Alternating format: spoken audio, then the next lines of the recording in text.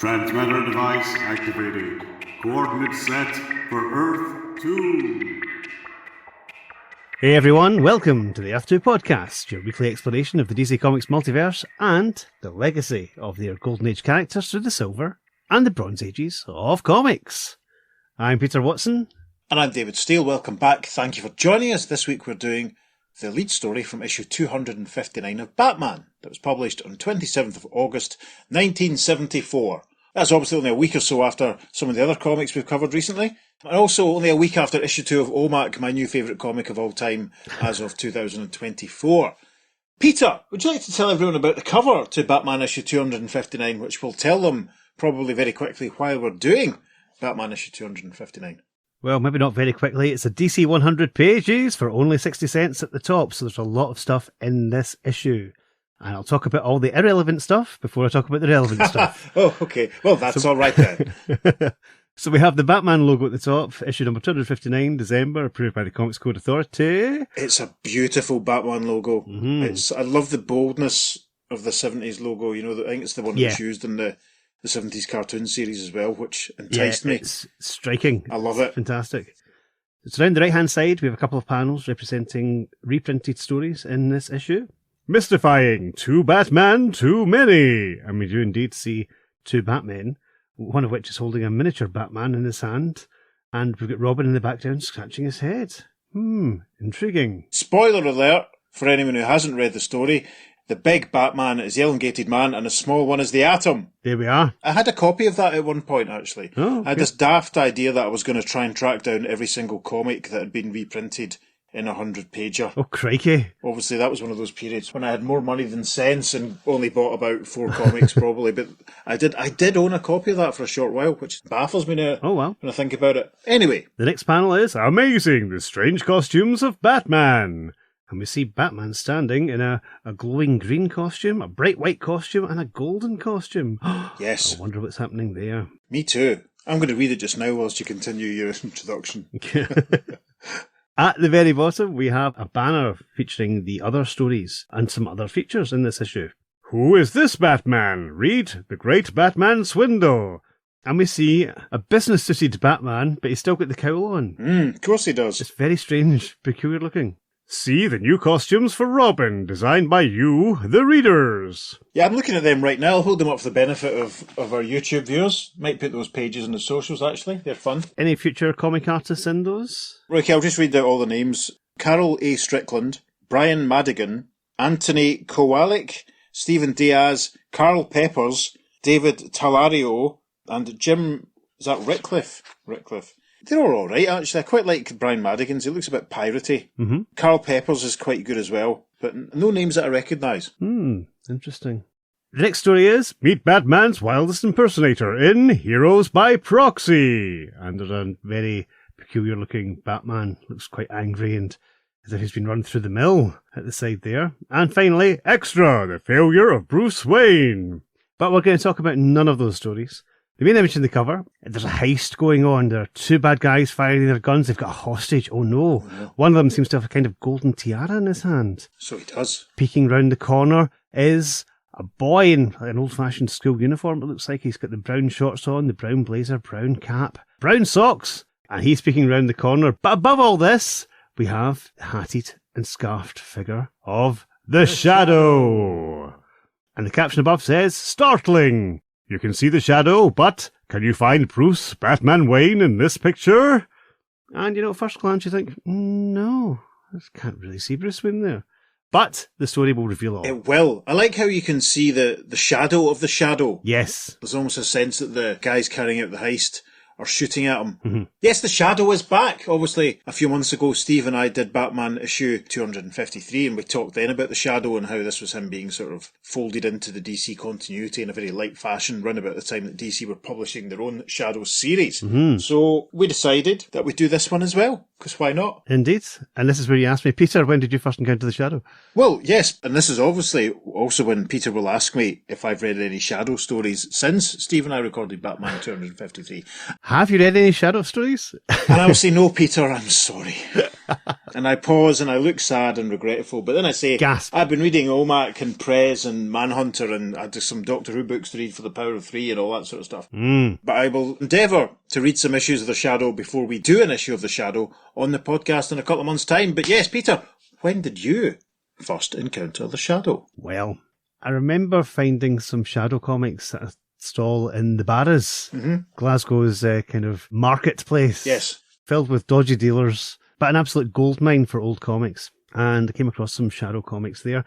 My pal Colin was a major Shadow fan then. He picked up the entire series very quickly. Right. It took me a wee bit longer. And it was like nothing else. The thing about the 70s Shadow series is everyone talks about the Mike Kaluta stuff, but there's some other brilliant artists. I mean, the Frank Robbins issues Yes. are sensational. Big fan of Frank Robbins. My favourite Shadow story from that period is a Frank Robbins one, where the Shadow goes undercover at a carnival to try and track down a killer. Okay. And he goes undercover as Nico, the cigarette fiend. Oh, wow. And it's basically a guy with dozens of cigarettes in his mouth.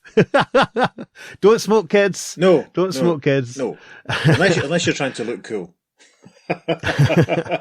So, yeah, I've always loved the Shadow. I found out more about the character, and eventually when I found comic shops, I got the 80s series, the Shaken series, then I got the Mad series that followed on from that, and which was unfinished, but basically ended up with the Shadow in kind of a robot body at the very end of it. What? Yes. In the same way that Deadman ended up in a robot body in Forever People, and it was never referred to ever again until Mike Allred got hold of it. Interesting. Yep, so that happened.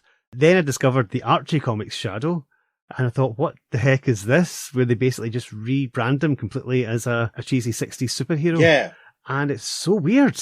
But it's like what we said about the MF Enterprises Captain Marvel and stuff like the Delve Draculas and things like that. It's cheesy nonsense written for kids. It's not the Shadow, but it's still a fun read. Interesting. Do you have any issues of the Archie Shadow? I certainly do. Well, we'll probably get you to supply them so we can take photographs to stick on the socials at some point then, won't we?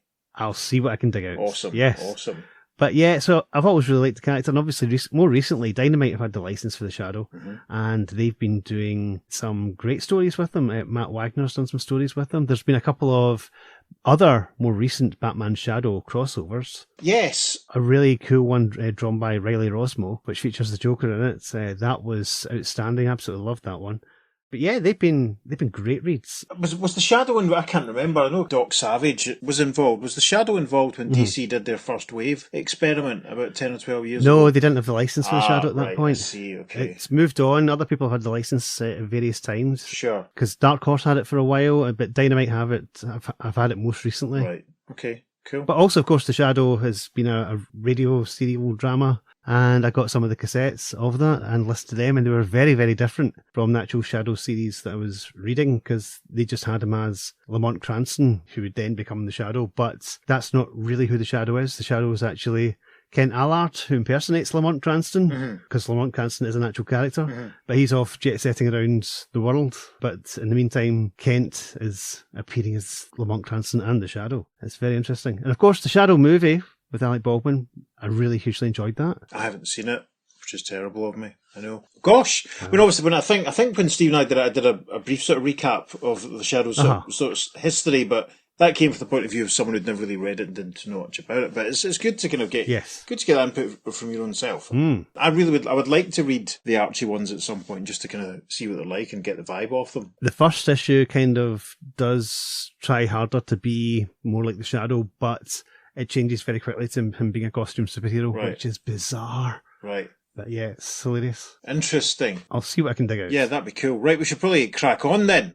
So yes, 100-pager. The contents page is based on that issue of Detective Comics where Batman is writing his will. Nice repurposed Carmine and Murphy illustration. But our story properly begins with a splash image which isn't too dissimilar from the cover in some ways. The Shadow's moody and scary-looking face, he does look like me in this one as well, hovers over the image from the cover of a couple of masked bandits. We'll describe them a bit more carefully here. There's one wearing green trousers and a brown sort of jacket. He's short, crew-cut style red hair. He's a white mask tied around the bottom half of his face. His compatriot is the chap who's holding the golden tiara. He's wearing a brown pair of jeans, orange jacket, a brown check cap. They're firing their guns at a Shadow who's pointing a gun at them. Between them, they're holding a man in a suit who's wearing a pair of glasses, but emerging around the corner in the corridor that they're now standing in is a man in a suit with a very smart hat. His son appears to be wearing a blazer-style jacket. It doesn't quite look as much like a school uniform as the cover image. And in front of them both is a nurse wearing an old-fashioned sort of smock-style sort of coverall apron. While this is all going on, there is an absolute ton of captioning. Wait! You have not opened the wrong magazine. This is indeed an all-new tale of the dread Batman. And in fact, the Caped Crusader is in this scene, but you may not recognize him, because the event you're witnessing occurred a quarter of a century ago. Come now into the past, and follow a tortured trail of greed and long smouldering hatred. It begins with this prologue to The Night of the Shadow. I love the way that the Shadow logo was rendered there. And another caption box brings us the credits for this issue. From the combined files of The Batman and the Shadow, as recorded by Denny O'Neill, writer, Irv Novick and Dick Giordano, artists, Julius Schwartz, editor. A caption then as we begin the story properly sets the scene in the first panel of page 2. Dusk, and this downtown shopping centre is almost deserted. Yeah, we don't see too much of this downtown shopping centre, but we see the striped awning over the windows of the Swafford jewellery store. But within the walls of the Swafford jewellery store, there is evil. Yes, lots going on. We see it in panel 2. There's a gang of 4 bad guys, one very close to the camera, wearing a green cap and a green jacket, a sort of blue scarf mask tied around the lower half of his face. Behind him, there's the guy in the orange jacket with the brown checked cap and a domino mask. There's a guy in a purple jacket and sort of orange jeans. And there's the guy in the brown jacket with green jeans with a sort of white handkerchief mask tied around his face. They're all pointing guns at some members of staff who are standing behind the counter. There's one older guy with kind of centre-parted short brown hair, wearing a smart suit and glasses. He has a couple of other colleagues also in suits. The guy in the brown jacket is doing the talking. As you may have deduced, you're being robbed. Kindly hand over the Starlight Tiara, or my associates and I shall take it from your dead bodies. Then the man in the glasses with the centre parting picks up the aforementioned tiara and says, Here, but you won't get away with this. And he hands it to the guy in the brown jacket, who says, On the contrary, Mr. Swafford. But then we hear a strange sound.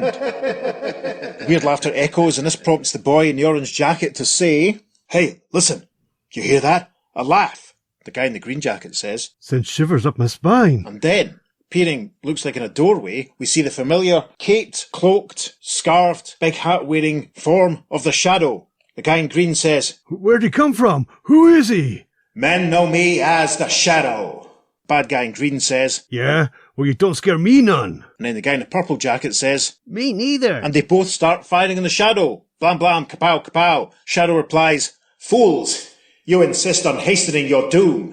In the first panel of page 3, we see that the Shadow's own shots have knocked the guns out of the hands of the bad guys who were firing on him, which prompts the guy in the orange jacket and check cap to say, Cripes, he took Tucker and Chaz. And the Shadow then says, And I will serve you similarly, unless you surrender. In the next panel, the bad guy in the brown jacket and his pal with the check cap grab Mr. Swafford, the owner of the jewellery shop, and start making for the door. We can see that check cap is still holding a tiara. Brown jacket guy is saying, No, you won't.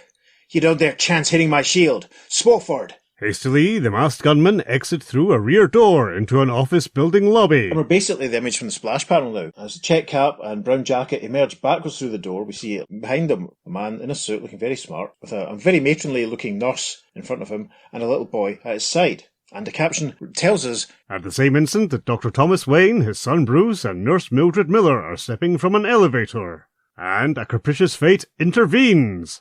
The nurse accidentally stumbles against the gunman holding Swafford, flails desperately trying to regain her balance, and she grabs at the white mask-wearing figure and pulls his mask away. And this prompts her to say, Oh, I recognise you from the newspapers. You're Willie Hank Stamper, the one they call the boy genius of crime. Your excellent memory, dear lady, will cost you your life, says Stamper as he brings his pistol to bear on Mildred. Then a voice off camera says, No, it won't. And Dr. Thomas Wayne leaps forward in the next panel saying, Let her alone. And his hat falls off as he reaches Stamper and moves his gun arm up out of the way. This prompts the bad guy in the brown check cap to say, A do-gooder, huh? You're going to be a dead do-gooder, chump. And this prompts the young Bruce Wayne to cry, No, don't hurt my daddy. In the first panel of page 4, the Shadow appears again and is evil, scary laugh echoes all around. As the guy in the brown check cap says, "Him again. How'd he get there?" To which Stamper says, "Don't ask stupid questions, shoot!" And they both start firing on the Shadow with many pows and kapows and blams as the Shadow fires back at them. As all this is going on, Thomas Wayne leaps into action, saying, "Down! Everybody down!" and he forces his son and Mildred and Mr. Swafford down onto the ground to safety. The captioning rounds out the rest of page 4. And the boy is buffeted by sounds. Horrible sounds of gunfire he can't shut out. Sounds that seem to go on forever. Yes, and we see Bruce obviously suffering some kind of imprinting sort of trauma as the gunshots echo and he covers his ears and looks around and looks pained. It's awful. We arrive quickly at the top of page 5. Then echoing stillness broken only by Willie Hank Stamper's hoarse words. "A slug shattered my arm," says Willie, clutching his right arm. We can see that his colleague with the brown check cap is face down on the ground, a pistol in front of him. Maybe the Shadow's killed him. Gasp. And in the foreground of the panel, poor Bruce Wayne still covering his ears in fright. The youngster feels a gentle touch and hears an icy voice tinged with kindness. The Shadow is there. He's lifting Bruce up off the ground, steadying him there, and he says, "Stand, boy. The danger is past." We see in the background Thomas Wayne helping Mildred to her feet and Mr. Swafford also getting to his feet. Mr. Swafford says, "The Shadow's vanished." "Before we could thank him," says Mildred. And we see that Thomas Wayne has picked up one of the pistols that was lying around. He points it at Willie Stamper, saying, "You're staying put, mister, until the police arrive." And Bruce says, "Please, Daddy, don't hold the gun. Guns scare me." Some time later, young Bruce Wayne looks on in horror as his parents are carelessly gunned down on a city streets. and we get a recreation of that fabled moment as the Waynes are taken out in Crime Alley with Bruce watching. Is it Joe Chill at this point in the continuity, Petesy? Yes. Yes, as Joe Chill shoots them down. And throughout all the following years, Willie Hank Stamper broods behind prison walls. Broods and trains his body as he plans his revenge. Yes, we see Willie with the barred window above him, and he's shadowboxing.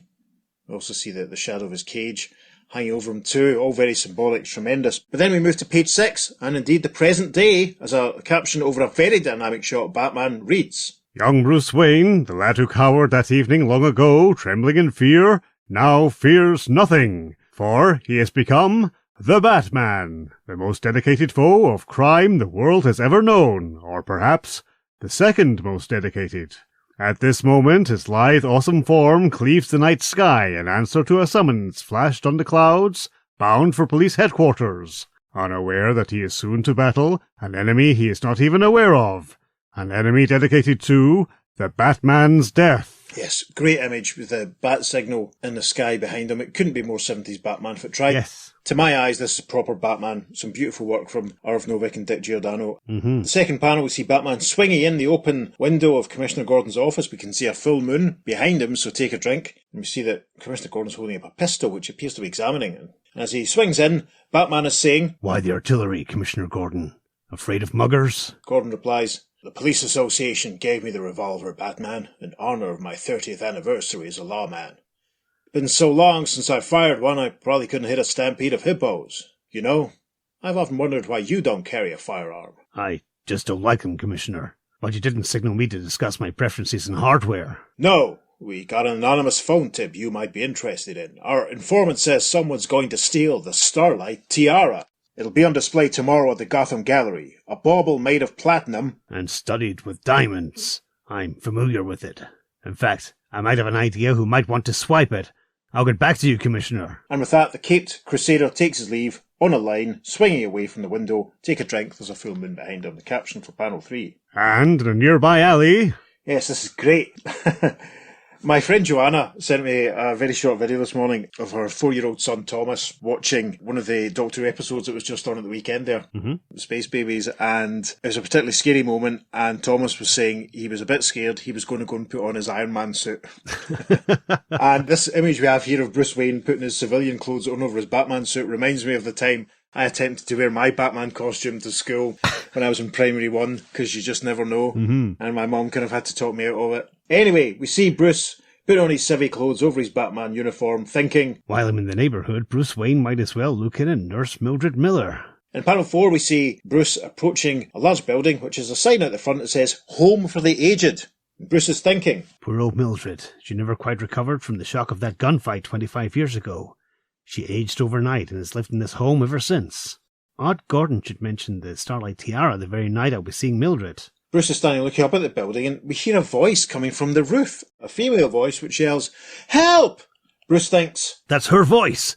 Something's terrifying her. the next panel we see him shedding his Bruce Wayne outfit in plain sight of everyone that might be watching, to be honest, thinking, By the time Bruce Wayne could climb the stairs to the roof, it could be too late. Batman can get there faster by rope. yeah, we see him hurling a batarang to carry a line to take him up to the roof. The caption for the first panel of page 8. Within seconds. And we're up on the roof. And we see Mildred, looking a little older, all dressed in green, and in a wheelchair, the poor lass. There's a man standing to her right, clutching a red box, and Mildred's wrist is being grabbed by another guy with kind of sandy-coloured hair, wearing an orange jacket and purple trousers. The man clutching the red box is saying, Why are you menacing us? Is it my jewel box? You can't have it. and the guy in the orange jacket replies, I seek revenge, not your paltry goods. And Mildred says, Please, you're hurting my arm. In panel 2, Batman arrives on the scene thinking, Mildred, out for her nightly breath of air, about to be wheeled off the roof. and Mildred cries, Help! Help! As we see the sandy-haired gentleman is indeed wheeling her wheelchair towards the edge of the building. Oh my goodness! Thankfully, Batman gets there first with a wham sound effect. He punches out this bad guy who goes flying with an oof. But he's on his feet in the next panel as he says, You must be the Batman! I've got a pretty good notion who you are, too. Once you were asked to surrender, you refused. And I still refuse, says the guy with the sandy hair. And with a pow, he punches Batman in the face. Batman recoils slightly, thinking, Solid punch. You'd think his years behind bars would have weakened him. We see the assailant take another punch at Batman's chest and connecting as Bats thinks. He's fast, too.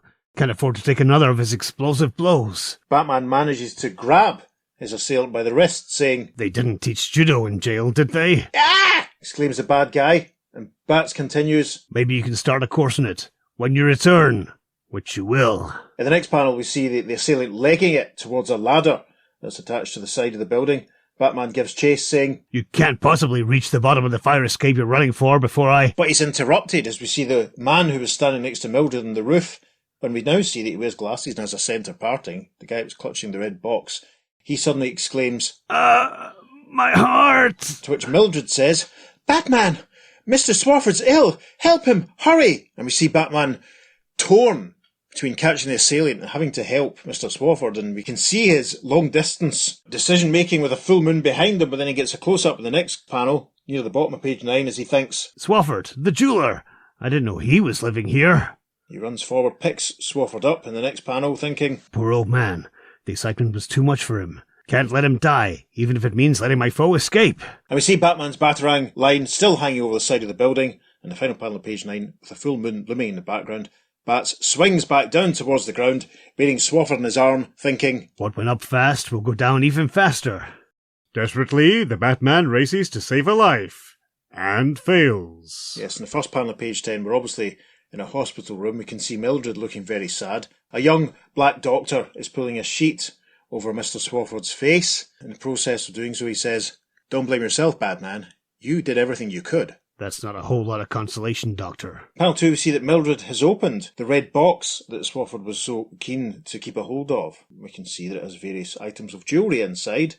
As Batman looks on, she says, Thornton Swafford was my friend, and now all that's left of him are his box and his trinkets. Batman, you must catch the person responsible for his death. I will, Miss Miller. I swear it. Mildred takes her leave, wheeling herself out, and she says, Forgive me, I want to pray. Then Batman looks to his left and notices, Swafford's box. Gone! Gosh, indeed, yes, an empty tabletop where once the red box sat. An hour later, Bruce Wayne returns home. Yep, Bruce and his civvies walking along thinking, Willie Hank Stamper was released last week. I'm sure it was him I fought on the roof. He obviously blames Mildred for interfering with his getaway 25 years ago. His thoughts continue as he takes the elevator up in his apartment building. But how did he steal Swafford's box? And why? That is, assuming Stamper did it. Maybe a good night's sleep will help me unscramble this puzzle. In panel 2, we see Bruce looking up at the display showing which floor the elevator is on, and he looks a bit concerned and thinks, Eh? The elevator stopped short, just below my penthouse. And the next panel, we're outside. We're in the lift shaft and we see an acetylene blowtorch being used to cut the cables holding the lift. There's a loud sound effect, which Bruce Wayne picks up on. We hear his thoughts from inside the lift. I hear a hissing. A torch. Someone's cutting the cable. I'll fall 20 floors. The car's already swaying. Yes, and then we see him leaping up to a hatch in the roof of the elevator as he thinks. One chance. I've got to get through this emergency hatch. Which he manages to do. Now, listeners, I don't know about you, but I have never seen an emergency hatch. I know it's a cliche to point this out. I've never seen a roof access emergency hatch in any lift I've ever been in. So there you go. Peter, have you? I can't think of any in the UK. There you go then. No, maybe it's more common in the States. Maybe it is. Listeners, Ross, Brian, Steve, let us know if such things happen over there. First panel of page 12. Bruce has got onto the roof of the lift, which is plummeting down the shaft. And he thinks, the last strand of the cable's parted. The car is dropping. But then the captioning continues in the next panel. Dropping down, down, and the very foundation of the skyscraper shakes as... There is a massive crash, and we see the lift hit the floor and explode. Good grief. Well, that's the end of Batman. We'll move now to the contemporary correspondence. I jest. Panel 3, we see Bruce clinging to a ladder on the side of the lift shaft, looking down, far down below him as he thinks... I owe the architect who placed an access ladder in this particular spot a Christmas present. A big one.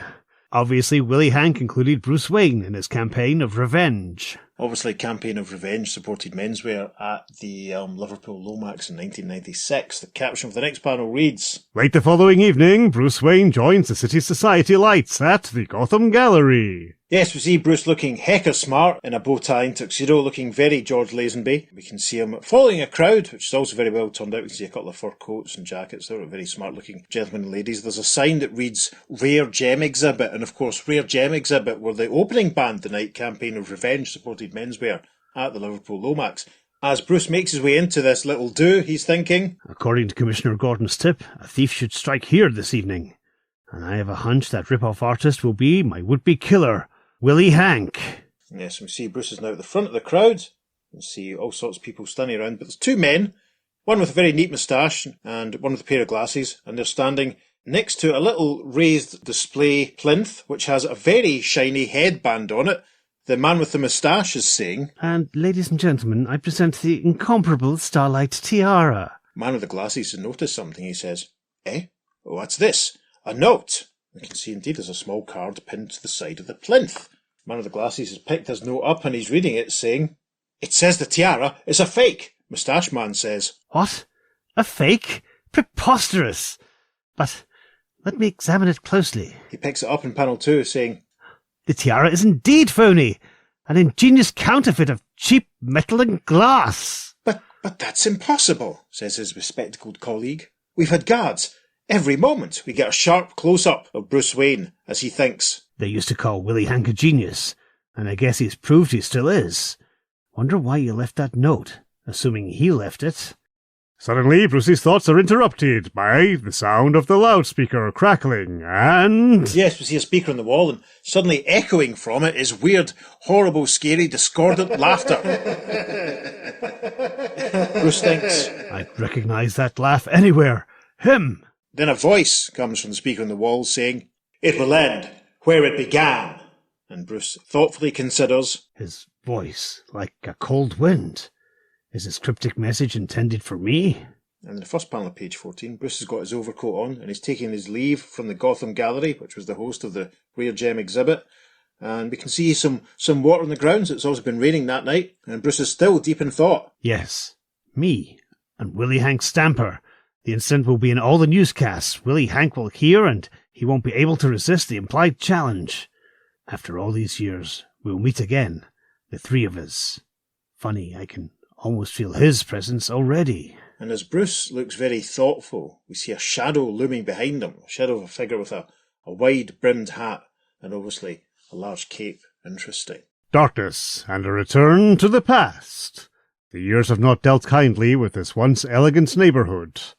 What was once the luxurious Swafford Jewellery Salon is now a dingy storeroom for dress dummies. Yes, and take a drink, listeners, because there's a dustbin outside the establishment, which is now known as Mannequins. Yes, we can see it's the same shopping centre that we saw at the start of the story. Same fancy doors, same large windows. Humanoid forms that cluster like mute sentries, silently greeting the Batman. Yes, Batman has arrived inside Mannequins, and we can see some very lifelike shop window dummies arranged around. The guy on the left there looks really familiar. Is it? Yeah, it's Ryan Reynolds, isn't it? There we are, yes. And that lady on the right, that's obviously Barbara Bain from Space 1999. It certainly is, yes. Maybe these were made by the mannequin maker from that Adventure Comics Spectre story. Ah, but that was on a different Earth, we've already established at this Or point. was it? Or was it? Yes, gosh. To be concluded. Listeners, look forward very soon to when Peter, Steve and I cover Brave and the Bold issue 116 and throw even more coals onto the fire of which Earth was the Adventure Comics Spectre on discourse. Anyway, Batman, as he walks amongst these mannequins, is thinking, Quiet. Real quiet in here. Am I too early, or is Willie Hank waiting for me? Batman looks around the room, still thinking to himself, Memory's playing tricks on me. I imagine I can smell the smoke from Willie Hank's pistol. There's some movement above Batman in this final panel of page 14. A caption reads, Behind the Batman, pushed by unseen hands, a dummy topples. yes, the female dummy tumbles down towards Batman. But his superb instinct, honed by unending training, flashes a warning to his brain, and he moves. And there is another crash sound effect, and the dummy shatters on the ground behind him as Bat leaps out of the way. Batman looks around thinking, This couldn't have been an accident. No way. then he yells, Willie Hank, show yourself. and another voice replies, Leave, Batman! I have no quarrel with you! Willie Hank, you don't know how wrong you are. And then we get a See What You See caption which informs us that going on behind Batman's back, The tiniest of noises, a revolver being cocked. Enough to warn the Batman, who springs sideways, leaving the bullets to find other targets. yes, there's a sequence of blams as Batman ducks out the road and the bullets strike some of the mannequins, knocking them down.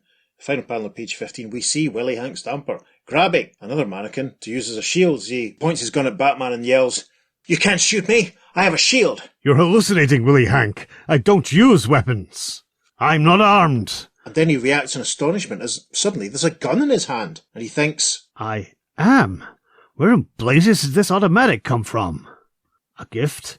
From him? At that, Batman throws the pistol down onto the ground. Well, I reject it. I've never needed firearms. Sure, I admire him. I've been inspired by him. But I'm my own man. He certainly is. Then the Batman leaps in a flat, lithe dive through the doorway as Willie Hank's slugs whistle over his head. Yes, Willie, still clutching his mannequin shield, fires a couple of shots at Bats, who leaps forward, a couple more blams. And it happens. The memory of a child's terror seizes him in a smothering grip. Yes, the blams continue as Bats falls to the ground, and it's almost like he's surrounded by ghostly images of his father rescuing his younger self and Mildred and Mr. Swofford as they all overlap and they fall to the ground themselves as well. That panel will doubtless make it onto the socials. A caption at the top of page 17 reads, And once again, he is young Bruce Wayne, buffeted by sounds. Horrible sounds he can't shut out. Sounds seem to go on forever, reaching into the future. And with terrible clarity, he again witnesses his parents' murder. Yes, that caption at the top of page 17 plays over some images of Batman, as he is now, reacting to the gunshots being overlaid over the images we saw of the young Bruce Wayne being terrified by the gunshots earlier in the story. In panel 4, again, we get a close-up of Batman's eyes overlaid over the image we saw earlier in the story of Bruce Wayne's parents being shot in Crime Alley as the young Bruce looks on. All very, very effective. Willie Hank stands over Batman. Batman's down on the ground, covering his ears with his hands as Willie says, So, the Batman is a pedestrian coward. How disappointing. I shall gladly relieve you of your fear. Permanently. But then, Willie pulls up as a strange sound echoes all around them. Willie whirls, saying, that laugh. And Bruce Wayne no longer is a frightened boy. He is the Batman, the Avenger of Evil. Yes, and from down on the ground, Batman aims a kick at Willie's chin, sending him flying back. And in the next panel, he's on his feet using a judo chop to knock Willie's pistol out of his hand. But Willie isn't giving up. He aims a punch at Batman, who says, As I said earlier, you hit hard. You must have done a lot of exercising behind bars. And at that, Batman returns a punch which sends Willie flying through an open doorway. Willie saying, You were pretending. You were never really afraid. Not me. An innocent child was, but he's gone. Yeah, he's gone. He and his terror are finally laid to rest. Batman's saying that as he punches Willie back into the room, and we see a couple more mannequins standing around. The guy on the right is either Hal Jordan, Green Lantern, or George Lazenby. In the first panel of page 19, Batman delivers a knockout punch that sends Willie flying backwards into a pile of mannequins, scattering them everywhere as Batman concludes, "Laid to rest forever, and I am free." And we see Willie unconscious on the ground, Batman standing over him. A shadow of a big conked, hatted figure looms into view, and a voice says, "I am happy to hear that." The Shadow. You were watching the whole time, yet you didn't interfere. "The fight had to be won by you alone. You did win. Proving my faith in you was not an error." We get a little asterisk, which takes us to a caption that reads, Note, they met in Batman 253 in Who Knows What Evil, or indeed the previous episode of this podcast. The Shadow's hand is outstretched, bearing a gun which he's holding towards Bruce Wayne. The Shadow says, "Perhaps you can now accept my gift." I've gotten along without those for all these years, and I don't need them now or ever. Bats gets a close-up at the end of page 19 as he says, It was you who left the note saying the tiara is fake, right? You saw Willie Hank steal it, and... "You assume wrong. Willie Hank Stamper was not the thief." And we see in the first panel of page 20, the Shadow is holding a box. Batman says, Old Swaffer's box. You removed it from the hospital room.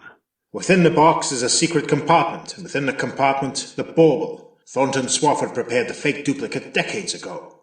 He kept the genuine tiara hidden all that time."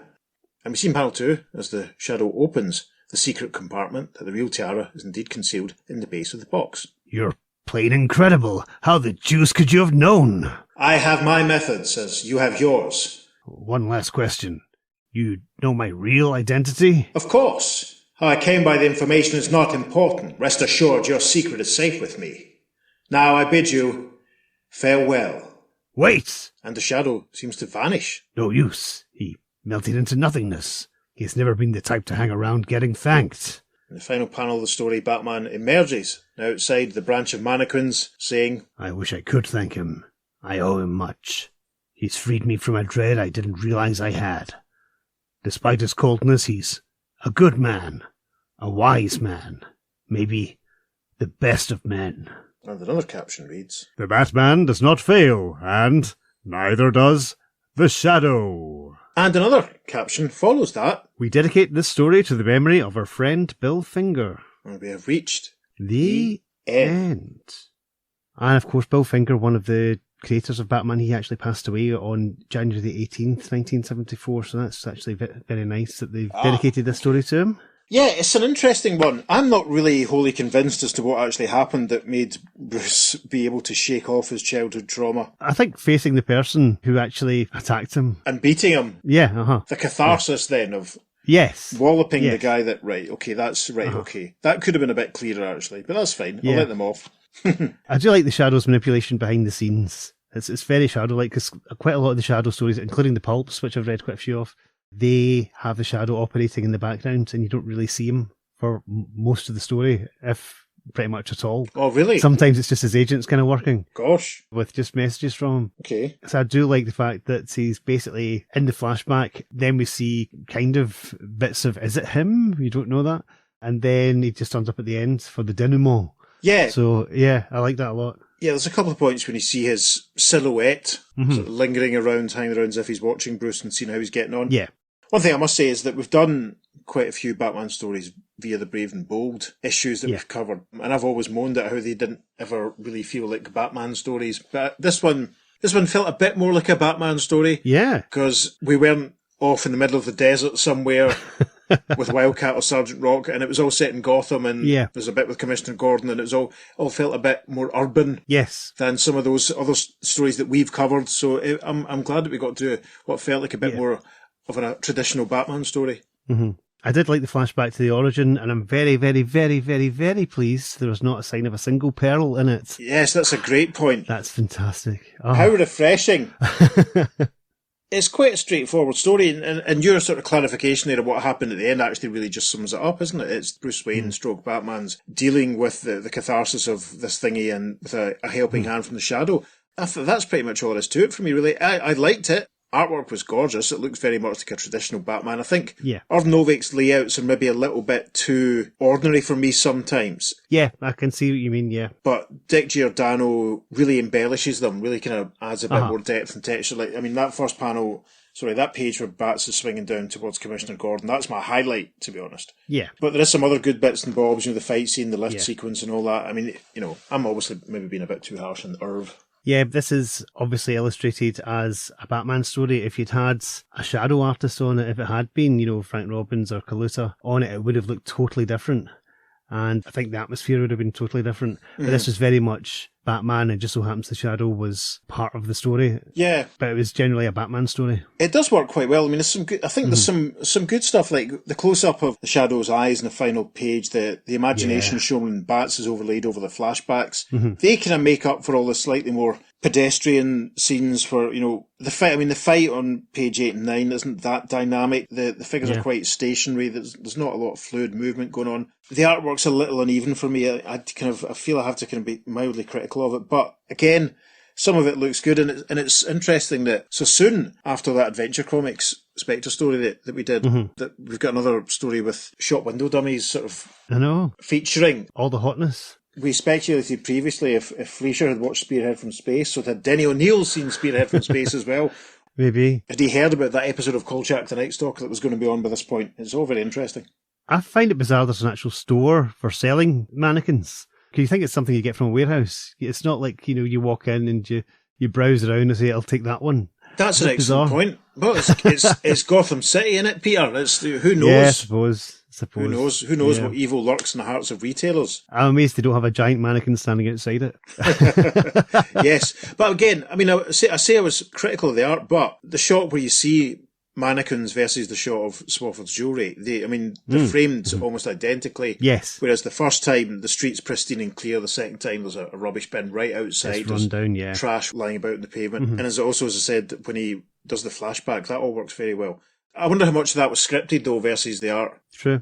It kind of adds to the old degradation, dilapidation of Gotham City. Sure. You had Crime Alley was, of course, originally an upper class area called Park Row. And then it just fell apart after the killing of Bruce Wayne's parents. Yeah. And it basically became known as Crime Alley. And obviously, other bits of the city, this posh jewellery store then became a dump that sold used mannequins. It's just kind of odd. But yeah, it kind of all adds to the history of Gotham and how far it's fallen and how much Batman has to fight against. That's good. I like it. Yeah.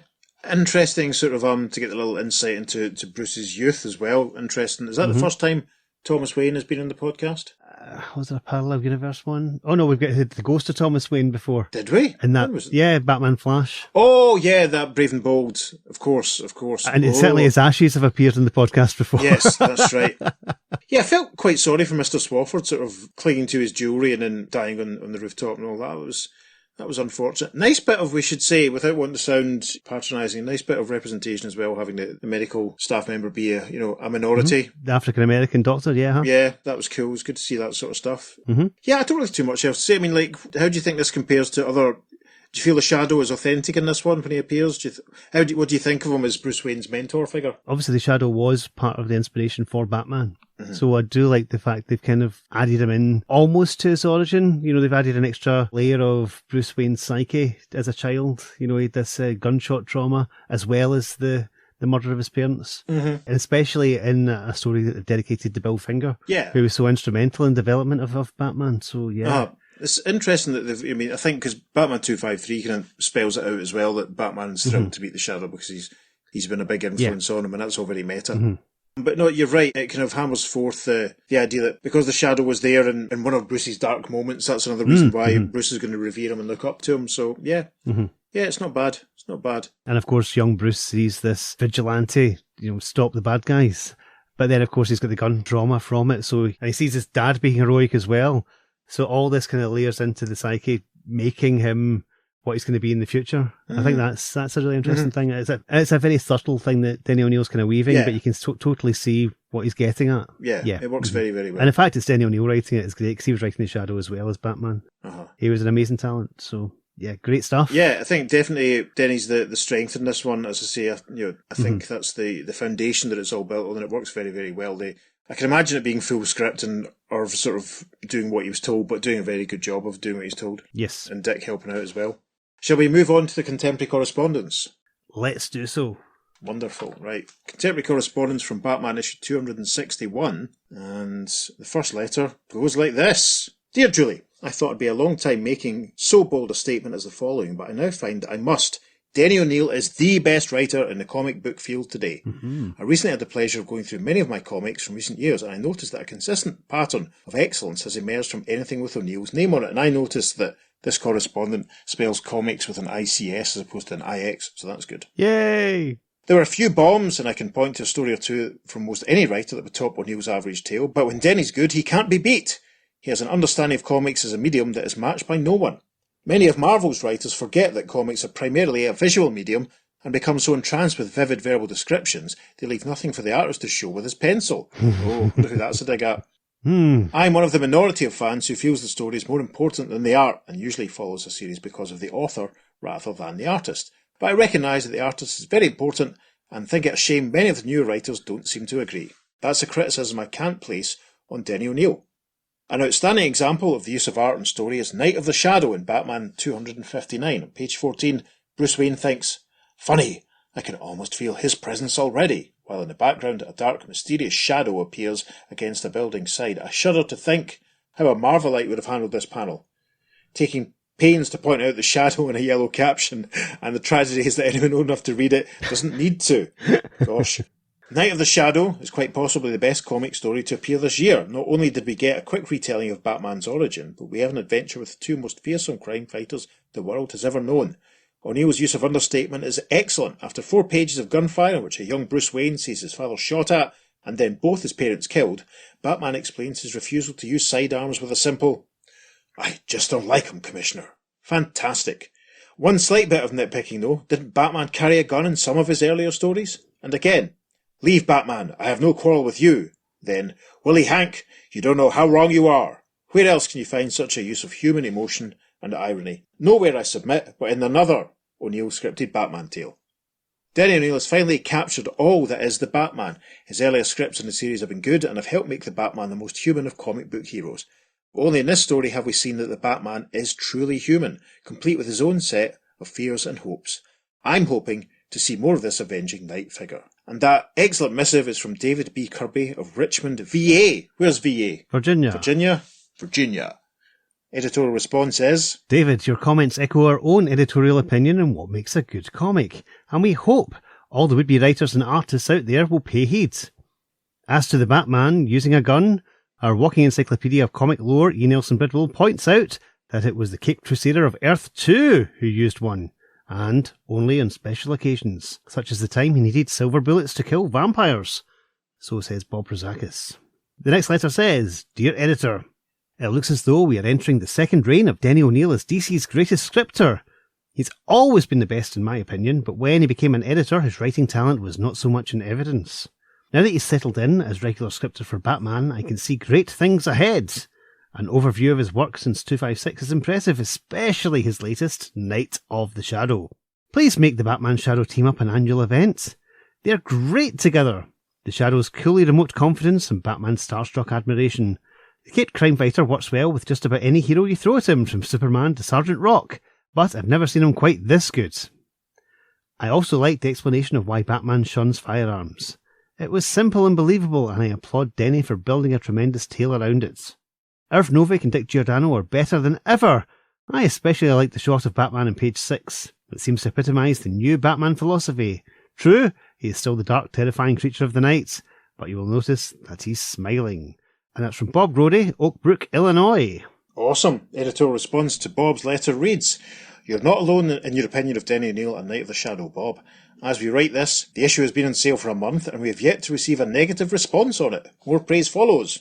Next letter continues, Dear Editor, I could sum up Batman 259 in many ways, but the first word that comes to mind is fantastic. At first, I was hesitant to buy the issue because, even though I collect many different comics, I have never read The Shadow. But as an avid fan of Batman and Robin, I gave in, and I'm glad I did. Night of the Shadow had everything a mystery fan could want. A great plot, beautiful art, a joining of the mysterious Manhunter and the Man of the Macabre, plus a touching dedication. What more could a person ask? And that's from Marcia Muhlbach from St. Louis, Missouri. No editorial response there, but the next letter says, Dear Editor, whether it be a fill-in feature or a Shazam winner, Denny O'Neil always manages to bring out the human side of Batman in every story he writes. Such was the case in Night of the Shadow. It was quite intriguing to discover young Bruce Wayne had a run-in with the Shadow before his parents were killed. Even more interesting was young Bruce's fear of guns and his, I just don't like 'em, reply to Commissioner Gordon. The story did have one hokey point, when Mildred Miller left the Cape Crusader saying, Forgive me, I want to pray. Nobody would say that. More likely she'd just turn her wheelchair around and say, I want to be alone. Shades of Garbo. Or nothing at all. And that's from Clint Buck Thomas, Oak Hill, West Virginia. And the response to that letter is, how do you know nobody would say, forgive me, I want to pray? Mildred Miller said it, and she's somebody. Seriously, Clint, we tried to give our characters a variety of feelings and emotions rather than having them fall into a predictable mould, which is why the dialogue isn't always what you might expect it to be. Our next letter. Dear Editor, Night of the Shadow was the best Batman saga since Moon of the Wolf in number 255. That's a great story. For the past 8 months, Denny O'Neil had struggled violently to make the reappearances of Catwoman, Penguin and Two-Face succeed. On the latter, I must admit that there was nothing lacking as far as Two-Face's characterisation was concerned. It was the completely unnecessary appearance of Robin that ruined what might have been a good story. Night of the Shadow was rich in character and emotion like all the great O'Neil scripts. Denny's plot and dialogue were beautifully embellished by the Novick Giordano artwork. I've never seen Irv Novick give the Batman as much atmosphere, though it's obvious that this is also due to Dick Giordano's marvellous inks. One final note, please have the good sense to keep the villains' appearances to a minimum. Within their characters, the above-named felons have a grand flaw. They are antiquated. They are not fearsome in the least. Catwoman and the Penguin should be put away with all the other relics of the Batcave. Give the Batman some actual mystery tales without any token villains. And that's from Michael Verderosa, Eaglewood, New Jersey! And the editorial response is, you bring up a point we've discussed in these pages before, Mike. Which villain should Batman be fighting, if any at all? Since the response was far from overwhelming, we'll take this opportunity to again invite reader response. Are Catwoman and the Penguin over the hill? Should do that in the announcer's voice. Are Catwoman and the Penguin over the hill? Have Two-Face and the Joker lost their fearsomeness? Are the Spook and Ra's al Ghul better foes for the Cape Crusader than the Riddler and the Scarecrow? We want to know what you think, says Bob Rozakis. Wouldn't it be funny if that's what Bob Rozakis talks like? For all we know, he does. It's a really interesting point, though, because, I've said many times that my interest in Batman evaporated in the wake of the 1989 Tim Burton movie, because they just flogged Batman and the Joker to death, and they've been doing it ever since. Uh-huh.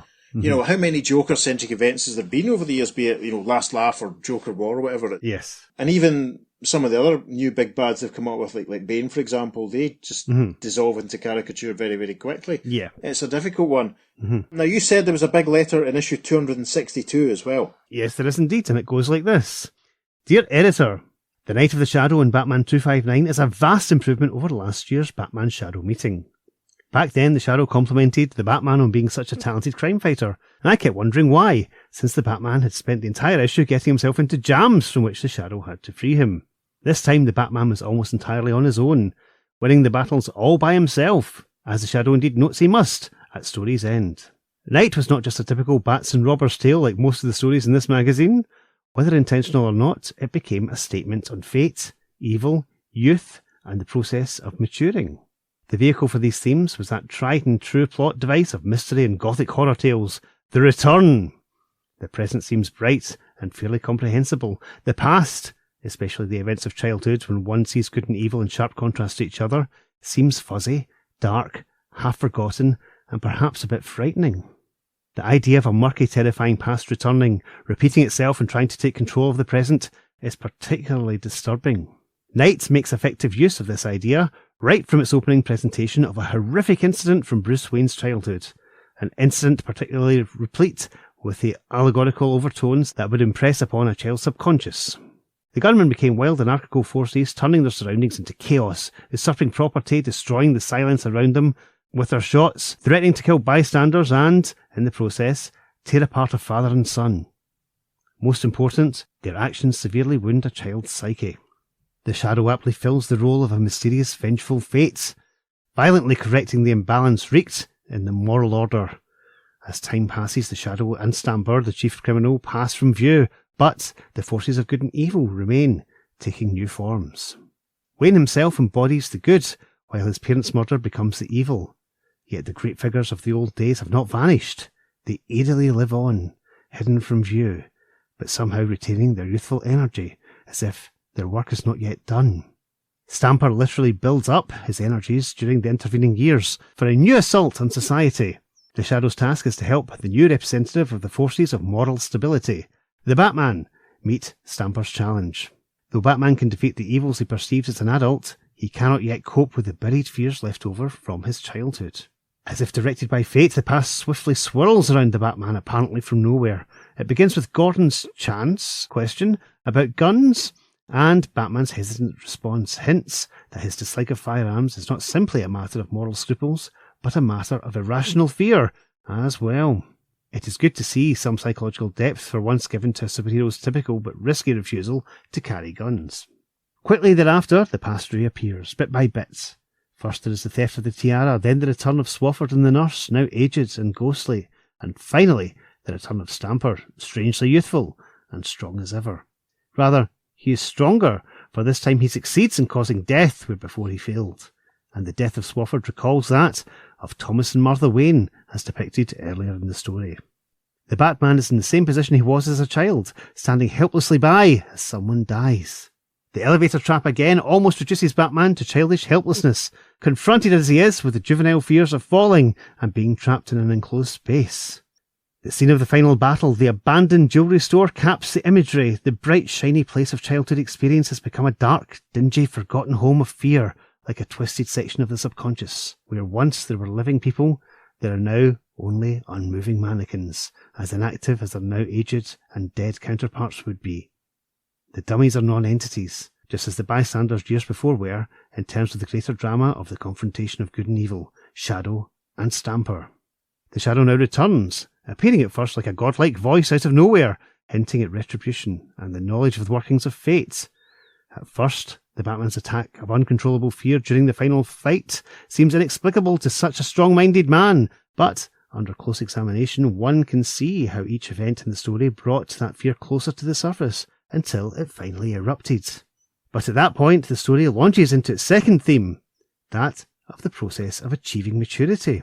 When he rescued Bruce and his father from that nightmare of destruction, the Shadow made as powerful an impression on Wayne's mind as the gunfire had. When violence re-entered his life with the death of his parents, Bruce Wayne immediately thought back to the Shadow, his father's saviour of another time, and ultimately determined to become a crime fighter like the Shadow in order to avenge his parents' death and prevent crimes in future. Oddly enough, Thomas Wayne's death set Bruce free to follow the path of the second father figure he had adopted. He would grow up to be both a respectable rich man like Wayne and a crime fighter like the Shadow. In their meeting last year, the Batman and the Shadow were merely two superheroes from different generations, affirming the link between the pulps and the comics by their handshake. In Night, there is an inescapable sense of a father-son relationship between them. The Shadow's laugh when Batman is paralysed with fear breaks Stamper's spell, just as the memory of the Shadow's example enabled Wayne to go on, determined to right wrongs. The Shadow first inspired Bruce to resist his childhood psychic wounds by fighting against evil forces like those which caused them. Now he leads him to obliterate those wounds by inspiring Bruce to defeat their original source. By defeating Stamper, the Batman proves himself Stamper's superior and true heir to Stamper's former master. The Shadow, the monster of Bruce's youth, proved to be a vulnerable human after all, and with that ancient evil finally laid to rest, the Shadow can retire from the scene. But he does not do so well without having an intriguing conversation with the Batman, full of a sense of a stern but kind parent and an admiring son trying to communicate, but finding themselves at cross purposes. The Shadow's eyes are concealed from our view as he praises Batman for justifying his faith. Perhaps he is trying to conceal his emotions, but certainly he leaves before the conversation can turn from crime fighter shop talk to the Batman's expression of gratitude. To sum up, this story was in many ways the best Batman tale in a long, long time, achieving psychological depth and relevance, not by twisting comics conversations into heavy-handed think pieces, but by building upon and developing the mythic import in the concept of superhero and mystery stories. And that massive missive is from Peter Sanderson, Milton, Massachusetts. Yes, taking up a full page and then some of the letters column of Batman 262. That's massive. Editorial response reads, normally it would be impossible for us to print a letter as long as this one, Peter, but the fact that it was so well written, coupled with our changeover to monthly publication, gave us the opportunity to share your views with the rest of our readers. And while we wait till next issue for your comments on Batman 260, let's take a look at some Bat extras. Now, quickly point out, Batman 262 was not a 100-pager, but it's still a giant issue, still had some other reprints in it. And interestingly, one of the cover featured reprints is that aforementioned issue of Detective Comics that they pinched the cover image for to use as the contents page for Batman 259. So there you go. The last jinx from Fanta, the whole Batman writing his last will and testament thing. So there you are. Don't say we don't give you all the info, listeners. Indeed. Gosh, Peter Sanderson, that was a long way for a shortcut, wasn't it? Listeners, I hope you stuck it out to the end of that letter. I've just been to the shops and back while Peter was reading it out. It was very well thought out, and he makes some very valid points, many of which we made ourselves as well. But exactly. It was very well written and a fascinating look at thoughts at the time. Yes. Which is what we bring you in the Earth 2 podcast. Exactly. I'm a big fan of the contemporary correspondence because I think when I posted the Tom Bierbaum letter the other week that we referenced so that I could post the Legion comics that him and his wife had signed for me when I met them in Glasgow. I can't remember who it was now. I think it might have been Michael Bailey replied to on one of the socials just sort of saying that Tom's opinions about Green Lantern were just as sort of forthright and firm as a lot of the opinions you get nowadays. And it reminded me of what we said when we did all that Wonder Woman coverage. You know, people were taking it very seriously long before any of us were around taking it very seriously. Absolutely, yes. So there. Now, listener, how seriously do you take it? Do you take it seriously enough to write us a letter as deep as Peter Sanderson's was? I dare you. I'll read it out. Go on, I dare you. Yeah, it's your turn. Yes. So, you can email us at theearth2podcast@gmail.com. Make sure you follow us on social media because we're putting up some lovely bonus content for this and indeed every episode. On Facebook and Instagram, we're at the Earth2 Podcast. And on Twitter, we're at podcast_Earth2. And it's the number 2 for all our socials. It certainly is. If you're feeling generous, you could go to wherever it is you receive your podcasts and give us a nice bouncy big 5-star review. That'd be a lot of fun. Or you could go to our coffee page and buy Peter the price of a beverage or the price of a few packets of lockets that he's going to take to help his voice recover after reading Peter Sanderson from Massachusetts' letter. Yes. All of these would be appreciated. We'll be back next week. It's a bit of a surprise next week. You might not be expecting this one at all. You might not be expecting the next couple of episodes at all, actually. Aha! To find out what I'm talking about, you'll have to join us next week, won't they, Peter? I shall. On that bombshell, I've been Peter. And I've been David. We'll see you next time on the Earth 2 Podcast. Transmatter cube activated. Return coordinates set for Earth Prime.